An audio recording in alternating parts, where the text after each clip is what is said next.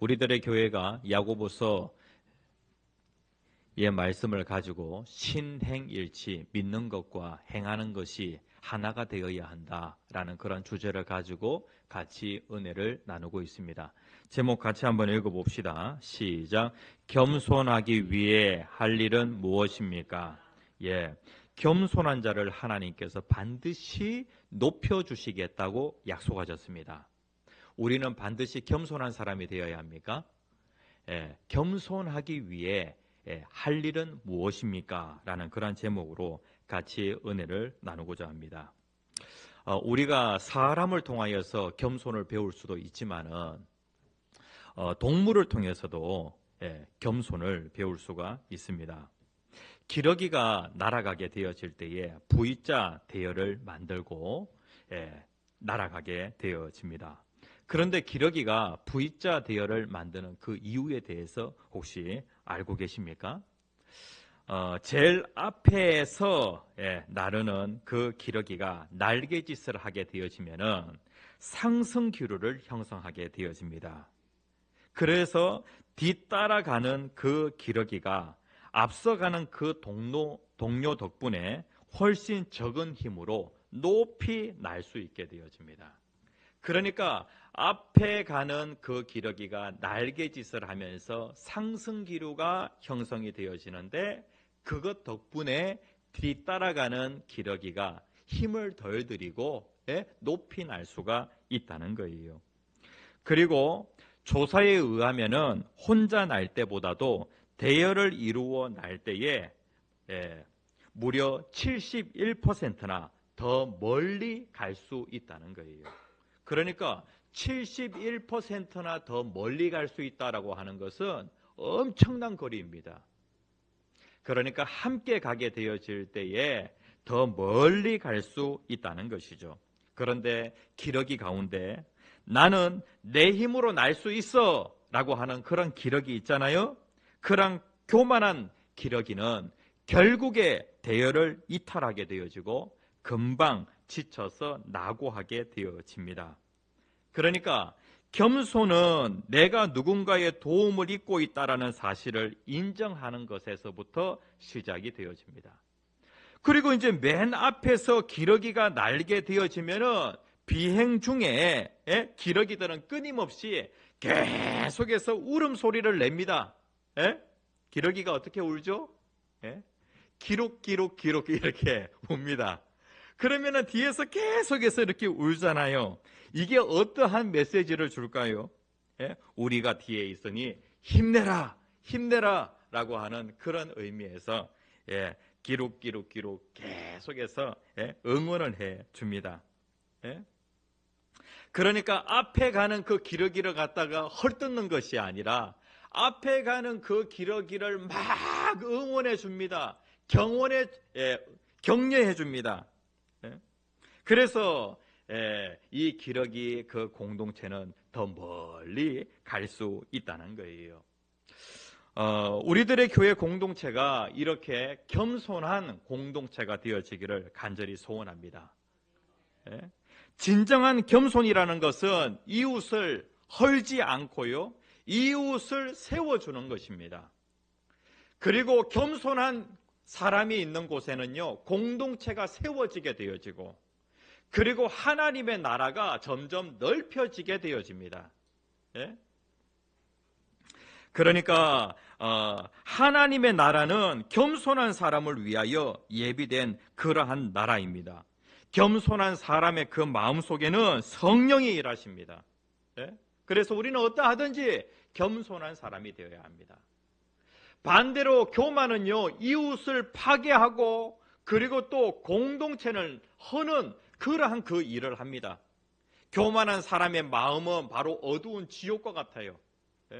그래서 어떠하든지 우리들의 교회가 겸손한 그러한 그 공동체 세워주고, 그리고 또 하나님의 나라를 점점 넓혀가는 그러한 공동체가 되어야 하는 것이죠.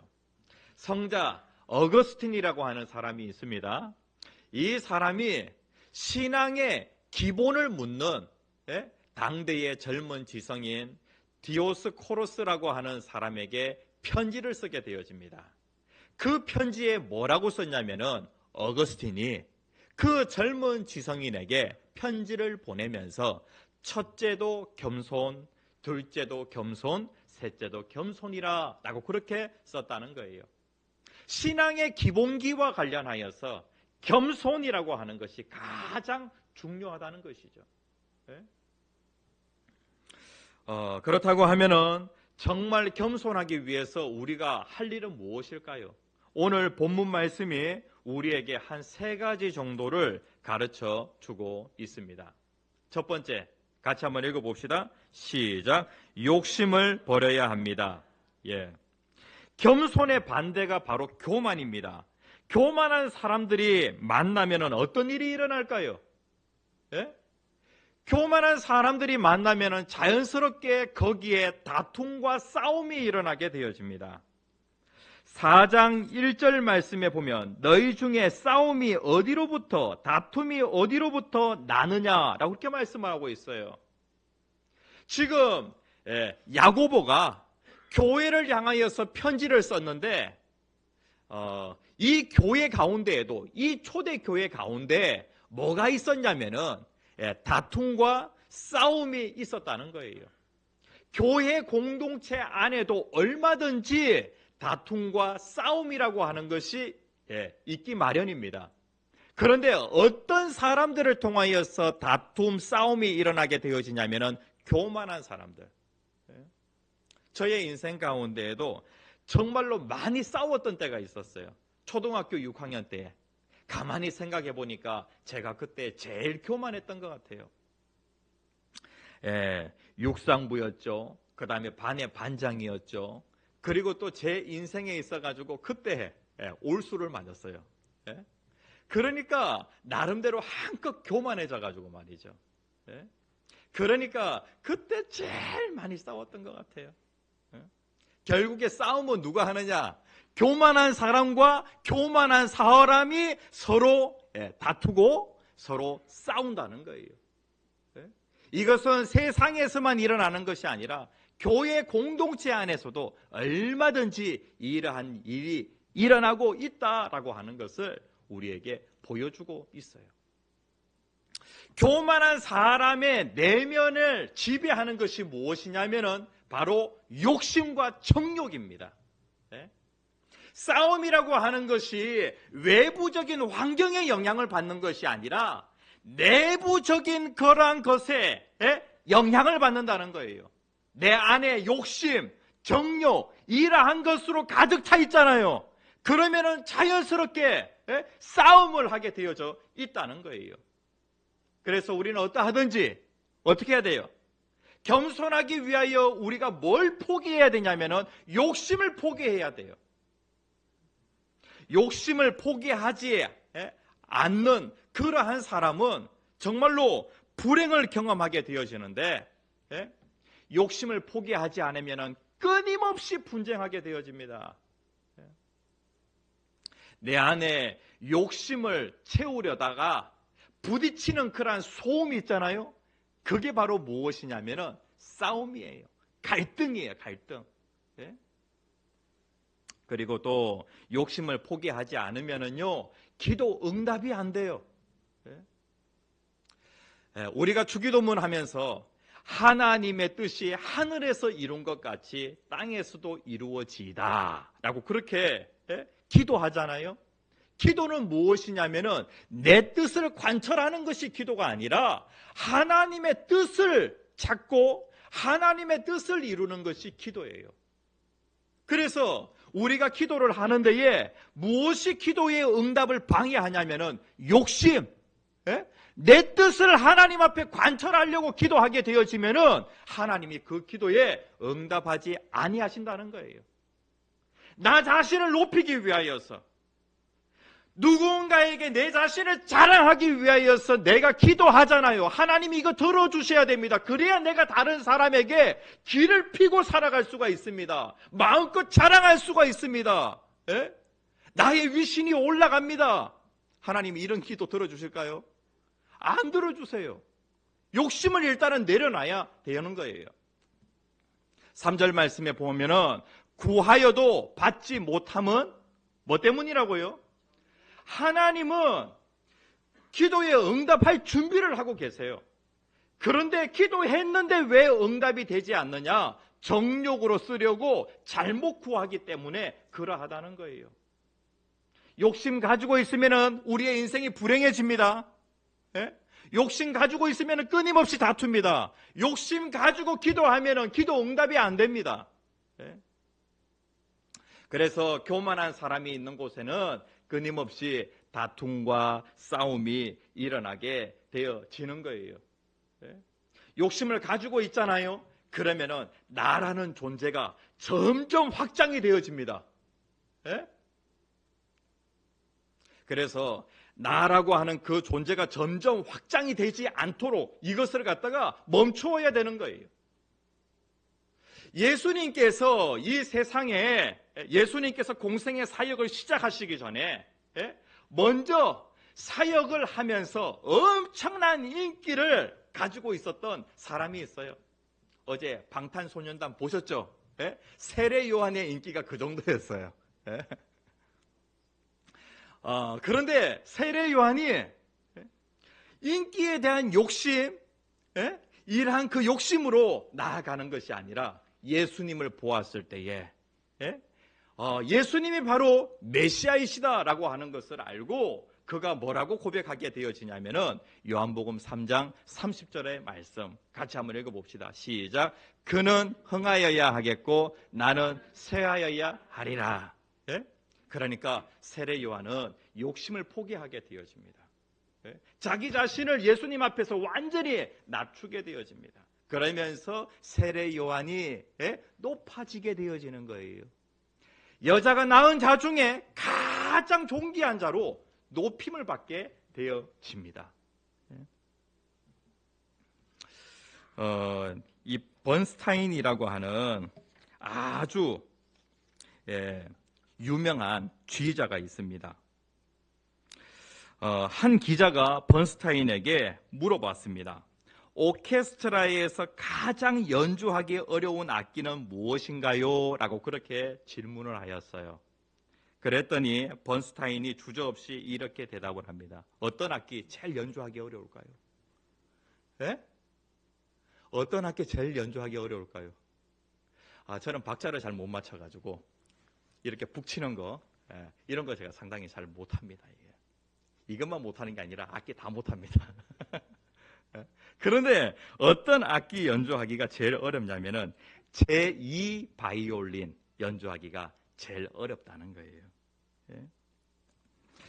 사람들은 누구나 다 제1 바이올린을 하기를 원합니다. 그러니까 제1 바이올린 연주하고자 하는 사람은 정말로 많아요. 그런데 제2 바이올린 연주자를 찾는 것 정말로 어렵다는 거예요.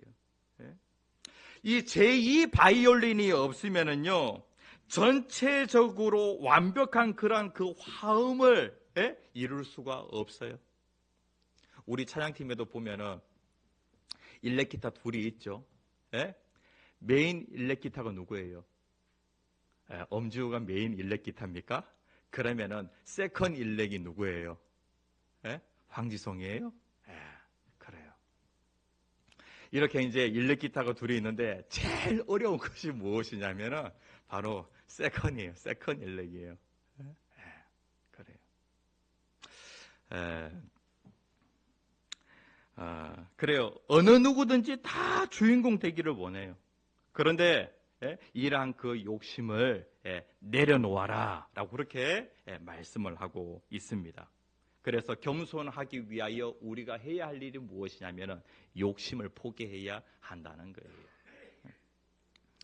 그 다음에 두 번째 같이 한번 읽어봅시다. 시작. 마귀를 대적해야 합니다. 겸손하려면요 욕심을 비워야 합니다.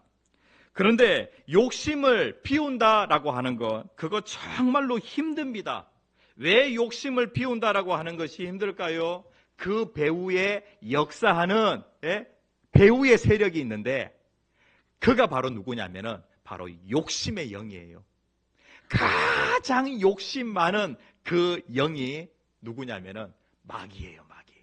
그래서 마귀를 대적하라라고 그렇게 말씀을 하고 있어요.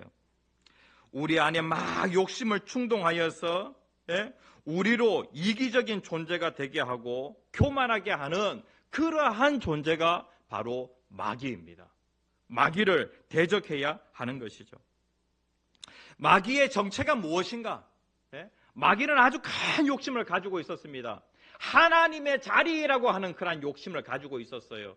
마귀의 정체와 관련하여서 이사야 14장에 보면은 너 아침의 아들 계명성이여 라고 그렇게 말씀을 하고 있어요. 여기에 보면 아침의 아들 계명성이 누구를 얘기하냐면은 마귀 사탄을 얘기합니다. 그런데 그 마귀의 정체와 관련하여서 성경이 어떻게 얘기를 하고 있냐면은 내가 하늘에 올라 하나님의 뭇별 위에 내 자리를 높이리라. 마귀가 가지고 있었던 생각이 바로 이러한 생각이에요. 내가 하늘에 올라서 하나님의 자리까지 내가 높아지리라. 내가 북극 지폐의 산 위에 앉으리라. 가장 높은 구름에 올라가 지극히 높은 이와 같아지리라 하는도다. 이게 바로 무엇이냐면은 마귀가 가지고 있는 욕심이에요. 그 욕심을 누구에게 넣어주냐면은 오늘 우리에게 넣어준다는 거예요. 그래서 욕심을 포기한다라고 하는 것이 정말로 어려워요. 욕심을 가지고 있으면 우리가 교만해질 수밖에 없어요. 욕심을 포기하게 되어지면 겸손하게 되어집니다. 그런데 그게 어렵다고요. 배후에서 누가 역사하냐면 악한 마귀가 역사하기 때문에 그러하다는 거예요. 남유다를 멸망시킨 바벨론의 왕이라고 한다면 누구를 들 수 있냐면 이 바벨론을 가장 부강하게 만든 왕이 느부갓네살 왕인데요. 이 느부갓네살 왕에게 그 배후의 욕심의 영 사탄이 역사하게 되어집니다.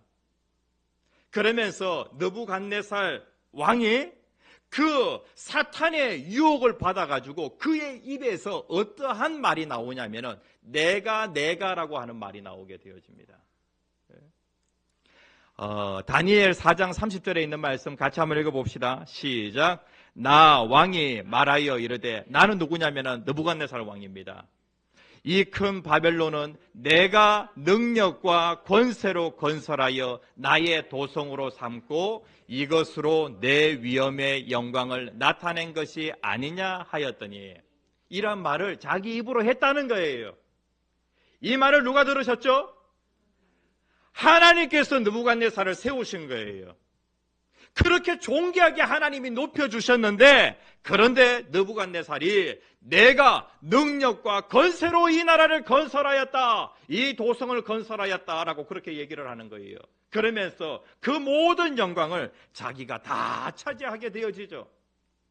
그때에 무슨 일이 벌어지게 되어지냐면은 분명히 느부갓네살이 내가 그랬어요. 33절에 보면은 바로 그때에 하나님이 그 말을 들으시고 교만한 그 느부갓네살을 보시고 하나님이 바로 그때에 어떻게 하시냐면은 느부갓네살을 지극히 낮추시는 거예요. 그래서 느부갓네살이 소처럼 풀을 뜯도록 완전히 사람이 지식이 없도록 만들어 버리니까요. 그냥 짐승과 같이 돼버린 거예요. 바로 그때에 교만한 그때에 하나님께서 느부갓네살을 지극히 낮추셨다는 거예요. 그런데 34절 말씀에 보면은 그 기한이 참해라고 그렇게 말씀을 하고 있어요. 짐승같이 낮아지게 되어지니까 거기에서 느부갓네살이 깨닫게 되어졌다는 거예요. 그러면서 그가 겸손하게 되어지니까 하나님께서 기한이 참해 그를 다시 높여주시게 되어집니다. 34절에 그 기한이 참해 나 느부갓네살이 하늘을 우러러 보았더니 내 총명이 다시 내게로 돌아온지라. 하나님이 머리를 싹 돌려버리시니까 아무리 공부해도 공부가 안 되는 거예요. 그런데 하나님이 다시 싹 돌리시니까 총명이 들어오게 되어집니다. 하나님이 느부갓네살이 교만할 때 낮추시고 겸손하니까 하나님이 다시 높여주시는 거예요. 그러면서 마지막에 결론이 얘기해요. 느부갓네살이 그 일을 경험하고 나서 그가 깨달았던 것이 무엇이냐면은 바로 37절입니다. 같이 한번 읽어봅시다. 시작. 그러므로 지금 나 느부갓네살은 교만하게 행하는 자를 그가 능히 낮추심이라. 네? 느부갓네살이 깨닫게 되어집니다. 나 느부갓네살은 무엇을 깨닫게 되어지냐면은 교만하게 행하는 자를 하나님이 능히 낮추시는 것을 내가 깨달았다라고 그렇게 말씀을 하고 있습니다. 악한 마귀를 어떻게 해요? 대적해야 되는 거예요. 네? 마귀의 유혹을 제일 먼저 받은 사람이 누구냐면은 바로 아담과 하와입니다. 뱀이 와서 동산 중앙에 있는 나무의 실과를 먹으면 네가 하나님같이 될 수 있다. 네? 악한 마귀가 가지고 있었던 그 욕심을 그대로 아담에게 넣어주게 되어집니다. 그때에 아담은 어떻게 해야 되죠? 마귀를 대적해야 되죠. 사탄아 물러가라! 라고 그렇게 대적해야 되잖아요. 그런데 마귀를 대적하지 않았습니다. 그 사람이 바로 첫 번째 아담입니다. 그런데 아담이라고 하는 요 뜻은요, 사람이라고 하는 뜻을 가지고 있는데 두 번째 아담이신 인류의 대표, 두 번째 대표자이신 예수 그리스도는 악한 마귀가 예수님을 유혹하게 되어질 때에 예수님은 말씀으로 마귀를 대적하게 되어집니다. 사탄아 물러가라. 하나님의 말씀을 가지고 마귀를 대적하게 되어집니다. 우리들의 교회 성도님들, 마귀를 대적할 하나님의 말씀이 있습니까? 네? 기록되었으되 사람이 떡으로만 살 것이 아니라 하나님의 입에서 나오는 말씀으로 살 것이니라 라고 하면서 사탄을 물리치게 되어집니다.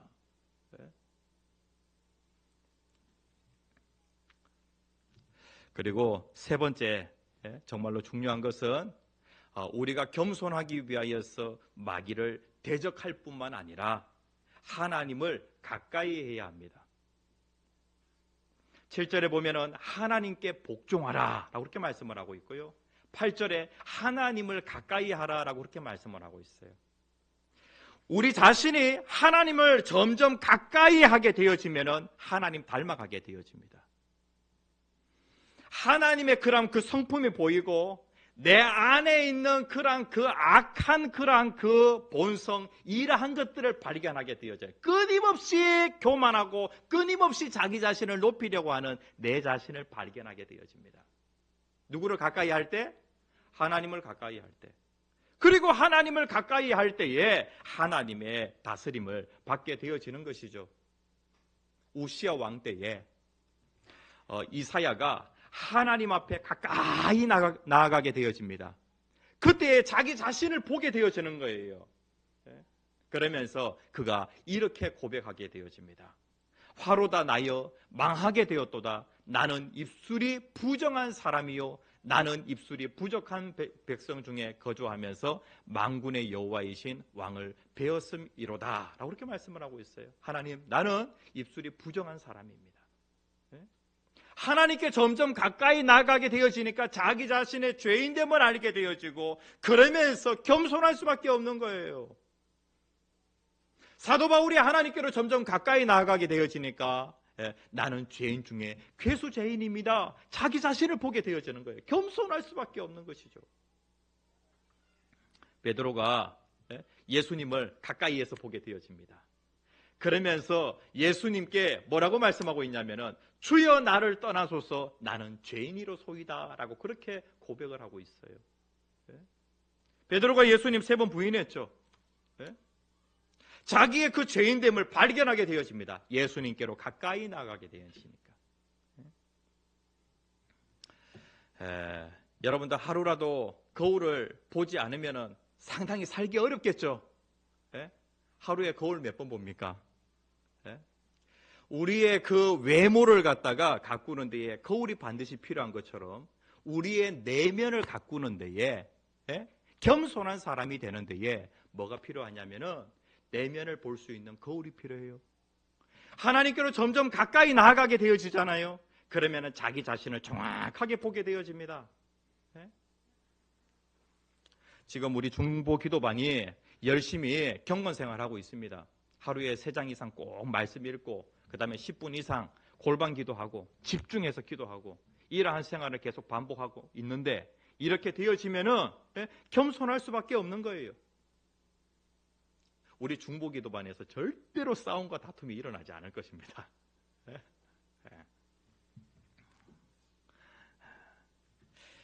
이제 말씀을 정리하면서 우리가 해야 할 일은 바로 이것입니다. 욕심을 어떻게 해야 된다고요? 욕심 가지고 있으면 행복해집니까? 아니죠. 욕심을 가지고 있으면 내가 불행해집니다. 끊임없이 싸움이 일어납니다. 그리고 기도 응답 됩니까? 안 됩니까? 안 됩니다. 그리고 욕심 버려야지 하는데 안 됩니다. 뭐 때문에 안 됩니까? 마귀 때문에 안 돼요. 마귀가 욕심의 영이니까. 그래가지고 마귀가 내 안에 욕심을 막 불어넣으면 어떻게 해야 돼요? 우리가 참 어리석은 그런 판단을 할 때가 많아요. 부동산을 투자할 때에도 주식을 투자할 때에도 잘못된 그런 자기 확신이 있잖아요. 반드시 오른다. 거기에 모든 걸 다 집어넣어요. 이건 누가 배후에서 조종하는 거예요? 마귀가 불완전한 자기 확신 때문에 완전히 그냥 망하는 그러한 길로 가는 것을 보게 되어집니다. 마귀가 이렇게 유혹하면은 대적해야 되겠죠. 그리고 누구를 가까이 합니까? 하나님을 더욱더 적극적으로 마귀를 갖다가 대적하다 인생 끝내지 말고 더욱더 적극적으로 하나님께로 가까이 나아가서 자기 자신이 겸손해지면은 자기가 하나님의 은혜의 통로가 되어가지고 겸손한 자에게 하나님의 은혜를 주시는 거예요. 그래서 겸손한 자가 높아질 수밖에 없는 것이죠. 교만한 자는 하나님으로부터 자꾸 멀어지니까 은혜 없는 삶을 살게 되어지고 겸손한 자는 하나님의 은혜 주시니까 점점 높아질 수밖에 없는 거예요. 이러한 복이 저와 여러분들의 삶 가운데 충만하기를 소원합니다.